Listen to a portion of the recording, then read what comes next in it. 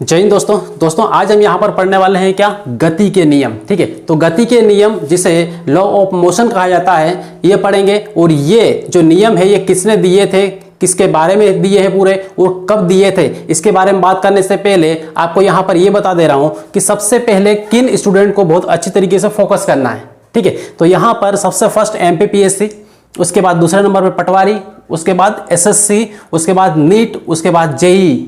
इन जो एग्जाम यहाँ पर जिनका मैंने नाम लिया है ये इनके लिए आज का वीडियो बहुत इंपॉर्टेंट होगा। राइट, खासकर पटवारी वाले स्टूडेंट मेनली इस पर फोकस करें क्योंकि आपके लिए बहुत ज़्यादा हेल्पफुल होगा। ठीक, तो अब यहाँ पर आए और यहाँ पर देखते हैं हम न्यूटन के गति के नियम।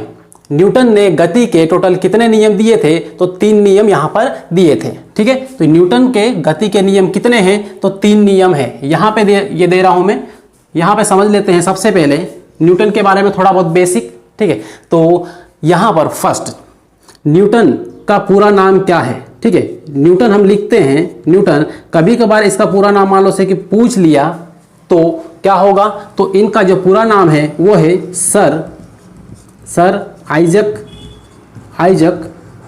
न्यूटन। सर आइजक न्यूटन ये इनका पूरा नाम है, सर आइजक न्यूटन ये इनका पूरा नाम है। और इन्होंने गति के 3 नियम दिए थे। गति के कितने नियम दिए हैं, तो गति के 3 नियम इन्होंने दिए हैं। ठीक, तो ये बात को हमेशा ध्यान रखना है।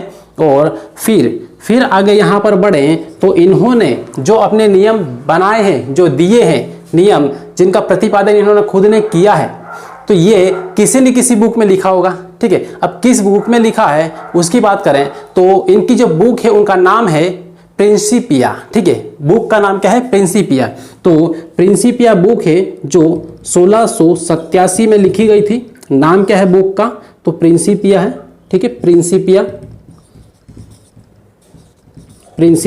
ठीक है, यहाँ पे ये इस तरीके से, यहाँ पर ये मात्रा इधर आगे न लगकर कहाँ पे लगेगी, पीछे की साइड लगेगी, प्रिंसिपिया, इस तरीके से।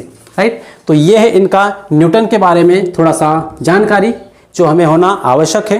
ठीक, अब इसके बाद बात करते हैं गति के नियम की। तो न्यूटन ने ही सबसे पहले गति के नियम दिए थे। यदि क्वेश्चन आता है कि सबसे पहले गति के नियम किसने दिए थे, तो न्यूटन ने सबसे पहले गति के नियम दिए थे। राइट, इतना क्लियर हुआ। तो अब ये क्लियर हुआ तो फिर बढ़ते हैं न्यूटन की गति का पहला नियम। नियम कितने दिए, 3 में से सबसे पहला नियम यहां पर पढ़ेंगे, इसको समझेंगे, उसके बाद फिर आगे बढ़ेंगे। इसको यहां से हटाते हैं। और अब देखो न्यूटन ने सबसे पहले नियम में क्या लिखा है, तो इस सबसे पहले वाले नियम में यह लिखा है कि कोई भी वस्तु अपनी प्रारंभिक अवस्था में ही बनी रहना चाहती है। सबसे पहला नियम इसमें यही कहा है। एक लाइन में यदि हम बोले तो दुनिया की कोई भी वस्तु अपनी प्रारंभिक अवस्था में ही बनी रहना चाहती है।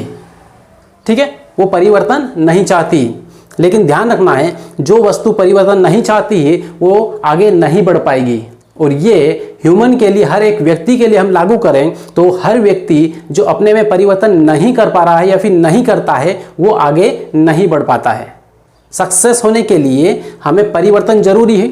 इसी टाइप से यहाँ पे किसी वस्तु को आगे बढ़ाने के लिए उस वस्तु की प्रारंभिक स्थिति में परिवर्तन जरूरी है। अब प्रारंभिक स्थिति क्या है ये प्रैक्टिकली आपको यहाँ पे बताऊं, उससे पहले आप थोड़ा सा यहाँ पे देख लें कि प्रथम नियम क्या कहता है। यहाँ पे जो लिखा है मैंने केवल एक ही लाइन लिखी, पूरा नहीं लिखा है। ठीक है, जो बताऊंगा उससे पूरा समझ में आ जाएगा। तो इसमें क्या बोला है, कोई वस्तु विराम अवस्था में है तो वह विराम अवस्था में ही रहेगी। विराम अवस्था में ही रहेगी, लेकिन कब तक, जब तक उस पर कोई बाह्य बल न लगाया जाए। ठीक है, लिख दे रहा हूं यहाँ पे, जब तक उस पर कोई बाह्य बल न लगाया जाए।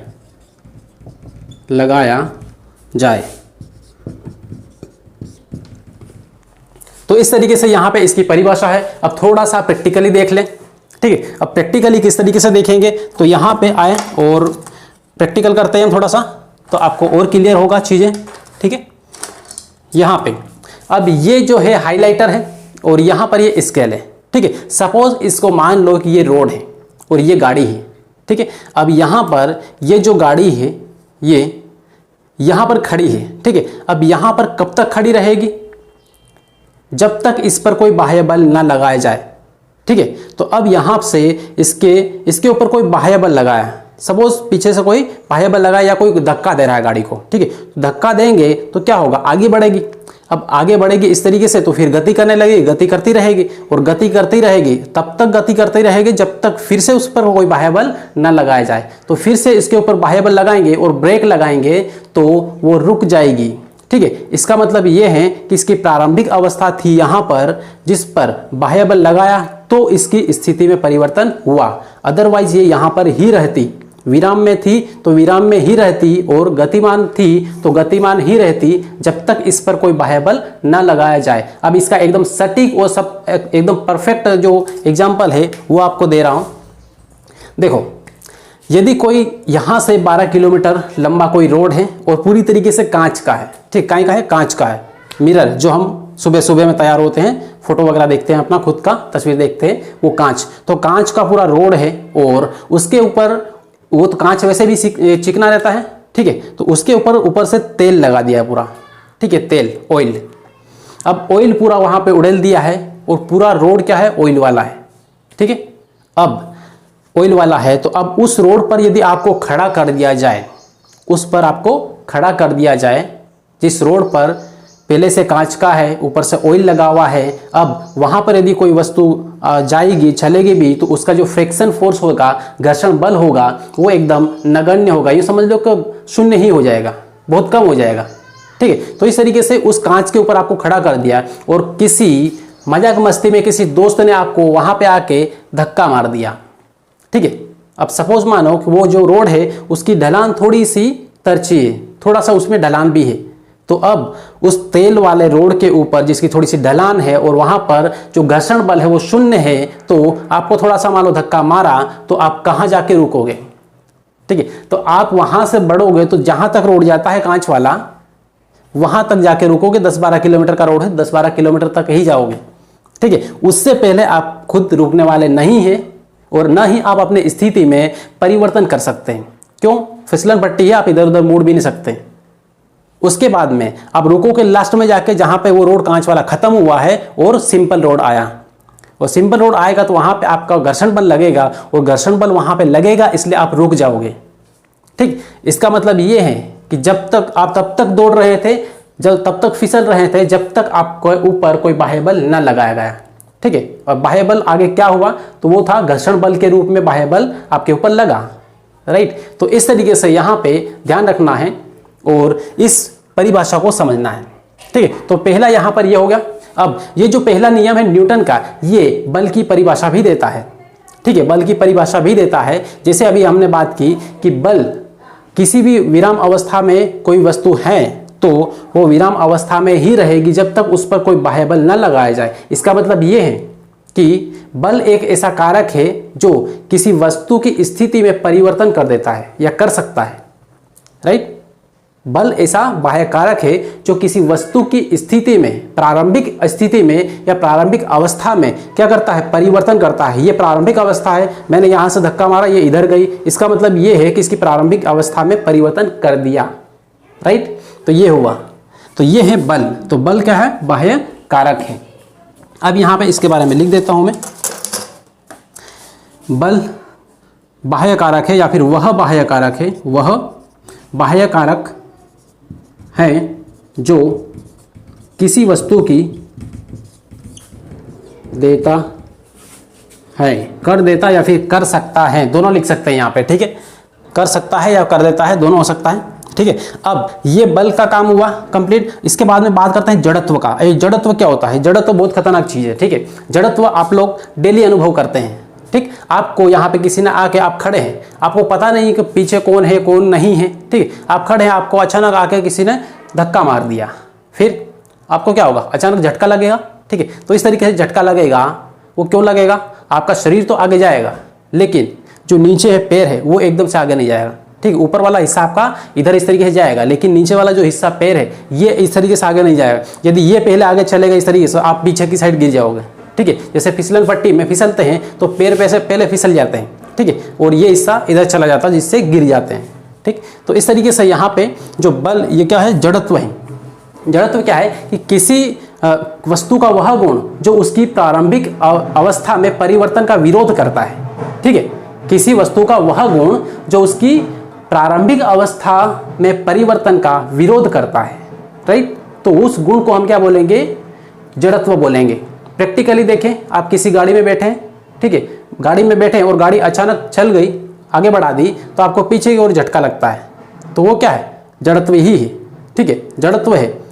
क्यों? क्योंकि ये जड़त्व एक वस्तु का, किसी भी वस्तु का, इंसान हो, जानवर हो या फिर कोई वस्तु, उनका एक गुण होता है कि वो अपनी प्रारंभिक स्थिति में ही बना रहेगा। लेकिन जो निचला हिस्सा है वो गाड़ी से जुड़ा हुआ है, गाड़ी से संबंधित है, इसलिए वो आगे बढ़ गया, लेकिन ऊपर वाला वहीं रहने की कोशिश करेगा, ठीक है, ये गुण है। तो इस तरीके की जो क्वालिटी होती है किसी वस्तु की, उसे हम क्या कहते हैं, जड़त्व कहते हैं, राइट। तो यहाँ पे परिभाषा लिख देता हूं मैं, इसे आप नोट कर सकते हैं, ठीक है। तो यहाँ पर ये आपके सामने जड़त्व की परिभाषा है, ठीक है। जड़त्व की परिभाषा, वस्तु का वह गुण जो उसकी प्रारंभिक अवस्था में परिवर्तन का विरोध करता है, उसे हम क्या कहते हैं, जड़त्व कहते हैं। इसको इंग्लिश में क्या कहते हैं, इनर्शिया कहते हैं, ठीक है। और इधर इसको क्या बोलेंगे, फोर्स, फोर्स, ठीक है। इसको F से दर्शाएंगे, ठीक है। इसका जो मात्रक होता है वो होता है न्यूटन, न्यूटन, ठीक है। फोर्स का मात्रक क्या होता है, न्यूटन, ठीक। तो इस तरीके से यहाँ पर ये पहला नियम कंप्लीट हुआ। अब इसके बाद में फिर बढ़ते हैं आगे, और जो न्यूटन का दूसरा नियम है इसे हम डिटेल में समझते हैं, और क्या कहता है न्यूटन का दूसरा नियम, उसके बारे में देखें। उससे पहले यहाँ पर इसका स्क्रीनशॉट ले लें एक बार, और हो सके तो इसको लिख के नोट करके रख लें। चलिए अब इसके बाद में हम देखते हैं यहाँ पर दूसरा नियम, न्यूटन के गति का दूसरा नियम, ठीक है। तो दूसरा नियम यहाँ पर क्या कहता है, दूसरा नियम ये कहता है कि किसी भी वस्तु के संवेग में जो परिवर्तन की दर होती है वो उस पर लगने वाले बल के अनुक्रमानुपाती होती है, ठीक है। बोलने से आपको समझ में नहीं आया होगा तो आपको मैं लिख के बता दे रहा हूँ। यहाँ पर परिभाषा अपन यदि लिखे तो किसी वस्तु के संवेग की दर, किसी वस्तु के संवेग की दर किसी वस्तु अनुक्रमानुपाती होती है, ठीक है। तो ये हुई इसकी परिभाषा, ठीक है। तो यहां पर दूसरा नियम क्या कहता है, न्यूटन ने दूसरे नियम में क्या बताया, ये बताया कि कोई भी वस्तु होगी, उस वस्तु का जो संवेग होगा, अब संवेग क्या होता है ये भी बताऊंगा आपको, ठीक है। अभी केवल परिभाषा समझ लें। उस वस्तु का संवेग, किसी भी वस्तु या किसी वस्तु के संवेग की जो दर होती है वो उस पर आरोपित बल के अनुक्रमानुपाती होती है। फॉर एग्जाम्पल यहाँ पर ये वस्तु है, तो ये यहाँ पे इस तरीके से गति कर रही है, ठीक है, इस तरीके से यहाँ पे गति कर रही है। तो गति करेगी तो इसमें क्या होगा, इसका वेग होगा, ठीक है, वेग होगा, वेलोसिटी होगा। यदि वेलोसिटी होगा तो वेलोसिटी में जो परिवर्तन होगा तो उससे संवेग भी बनेगा। तो संवेग में जो परिवर्तन की दर होती है उसे हम, वो जो होता है वो इस पर लगने वाले बल के अनुक्रमानुपाती होती है। मतलब यहाँ पे देख लो, संवेग को हम दर्शाते हैं P से। तीन यहाँ पे चीजें ध्यान रखना है, तीन चीजें जो मैं बता रहा हूं। संवेग होता है, संवेग को हम P से दर्शाते हैं, ठीक है। ये क्या है, संवेग। तो संवेग यहाँ पे लिख दे रहा हूं, संवेग, ये संवेग, संवेग को दर्शाते हैं किससे, तो इसको दर्शाते हैं mv से। किससे, mv से। मतलब संवेग क्या होता है कि किसी भी वस्तु के द्रव्यमान और उसके वेग के गुणनफल को हम क्या बोलते हैं, संवेग बोलते हैं।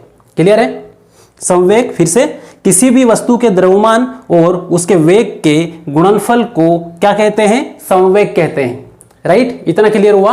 और उसके बाद में एक बात और यहाँ पर ध्यान रखो जो आपको पता होगा, जो F होता है, F मतलब क्या होता है, बल। तो ये जो बल है, ये बल, ये क्या होता है, तो F बराबर होता है ma, स्मॉल a, ठीक है। F का मतलब होता है ये बल, और बल बराबर क्या होता है, ma।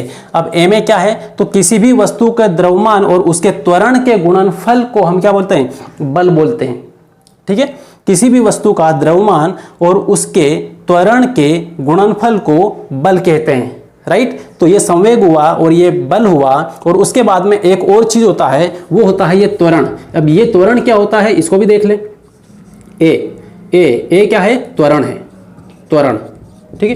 त्वरण जिसको हम a से दर्शाते हैं।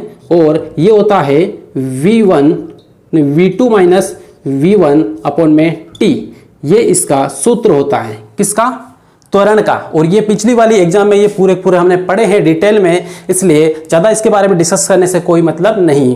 तो अब ये तीनों को ध्यान रखना है और अब यहाँ पर आए ये जो नियम है इसको थोड़ा सा प्रूफ करने की कोशिश करें, राइट। तो देखें यहाँ पर संवेग में परिवर्तन की दर का मतलब क्या होता है। संवेग में परिवर्तन की दर, संवेग परिवर्तन की दर बराबर, ये प्रोपोर्शनल है, ठीक है, समानुपाती है किसके, आरोपित बल, उस आरोपित बल, ठीक है। तो आरोपित बल मतलब उस वस्तु पर आरोपित बल, ठीक है। कोई वस्तु मान लो गति कर रही है, दौड़ रही है, इस तरीके से रनिंग कर रही है, तो उसके ऊपर कोई बल भी लगता होगा, ठीक है, और उसका वेग में परिवर्तन भी होता होगा, उसका द्रव्यमान भी है, इसलिए उसमें संवेग भी है और बल भी लग रहा है, ठीक है। इसका मतलब ये है कि उसके संवेग में परिवर्तन की दर मतलब P में परिवर्तन की दर, ठीक है, P में परिवर्तन की दर। तो P संवेग को क्या बोलेंगे, P ही बोलेंगे। तो इस P में परिवर्तन की दर आरोपित बल जो F है इसके समानुपाती होगी। मतलब ये समझ लो कि ये दोनों क्या है, बराबर होंगे, ठीक है, ये बराबर होंगे। समानुपाती का मतलब ये होता है कि या तो कोई कांस्टेंट यहाँ पे इसके बारे में लिख देते हैं, ठीक है, नियतांक होता है ये लिखते हैं, लेकिन हम यहाँ पे नियतांक का इस्तेमाल नहीं करेंगे, डायरेक्ट ये बोल लेंगे कि संवेग में परिवर्तन की जो दर है वो उस पर आरोपित बल के बराबर होती है, ये मान लो डायरेक्ट, ठीक, ये है। तो अब संवेग में परिवर्तन की दर का मतलब क्या होता है, परिवर्तन कैसे निकालते हैं। तो परिवर्तन निकालने के लिए सिंपली समझ लो यहाँ पे कि यहाँ पे आज आपका जो वेतन था वो था 1000 रुपये, ठीक है, और 2 वर्ष के बाद में आपका वेतन 2500 रुपये हुआ, ठीक है, 2500 रुपये हुआ। तो आपके वेतन में क्या हुआ, परिवर्तन हुआ। अब परिवर्तन निकालने के लिए आपको क्या करना है, इन दोनों को माइनस कर देना है, तो आपको मालूम पड़ जाएगा कितना परिवर्तन हुआ। इन दोनों को माइनस कर देंगे तो कितना परिवर्तन मिलेगा आपको, 1500।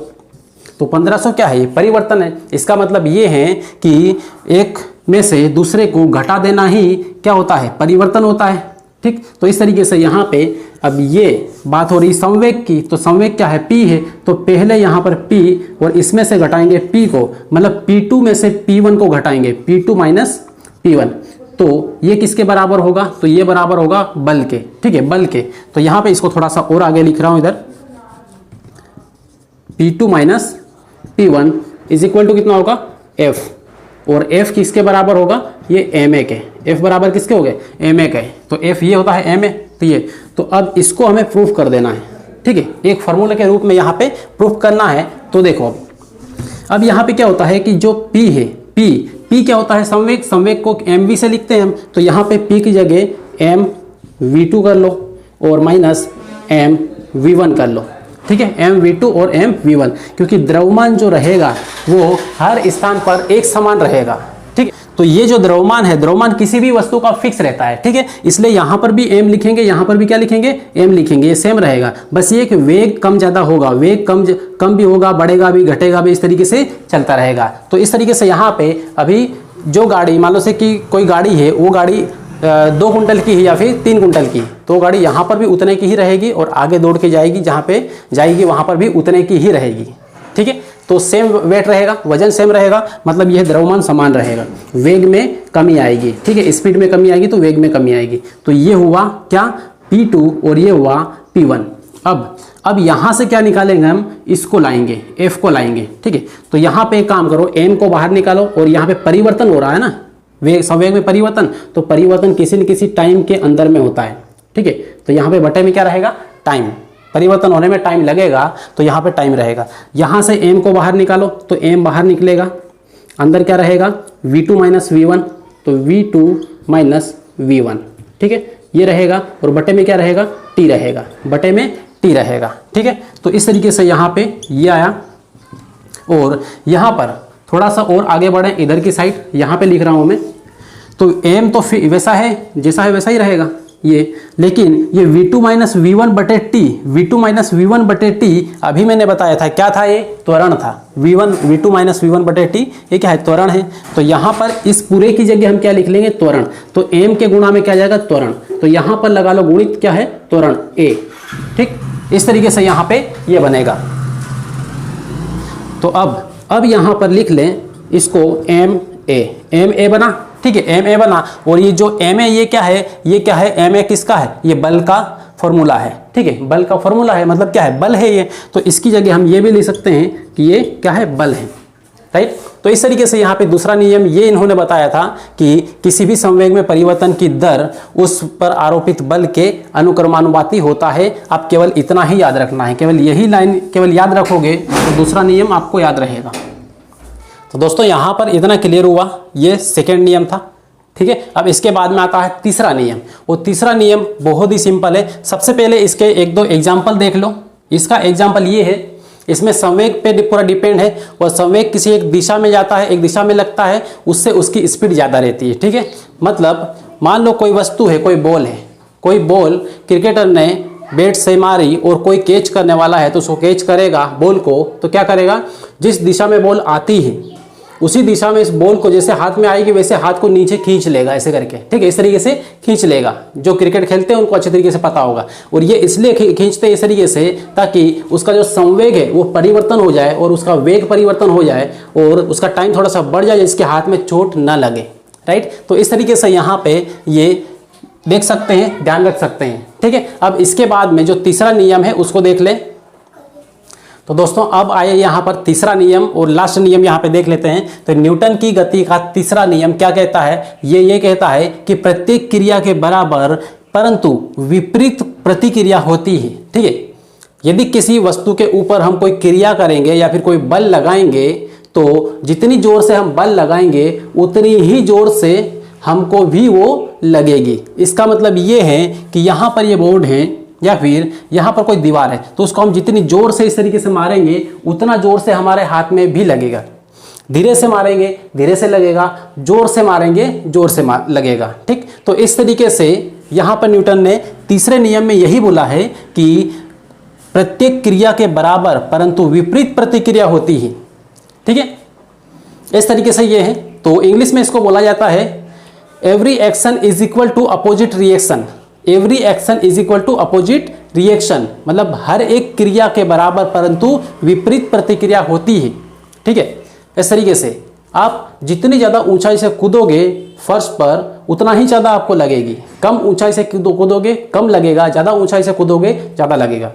ठीक है, यदि आप किसी कुएं से पानी निकाल रहे हैं, पानी खींच रहे हो, बाल्टी भरी हुई, उस टाइम क्या होगा, यदि कुएं से पानी निकाल रहे हो और निकालते हुए वो रस्सी टूट जाए, ठीक है, रस्सी टूट जाए तो बाल्टी कहाँ जाएगी, अंदर ही जाएगी। लेकिन आप उतनी ताकत लगा खींच रहे थे उसको, इसलिए आप कहाँ पे जाओगे, तो आप पीछे की साइड गिर जाओगे। ठीक है, बाल्टी अंदर और आप पीछे की साइड गिर जाओगे। तो इस तरीके से ये जो क्रिया और विपरीत प्रतिक्रिया ये दोनों क्या होती है, बराबर होती है।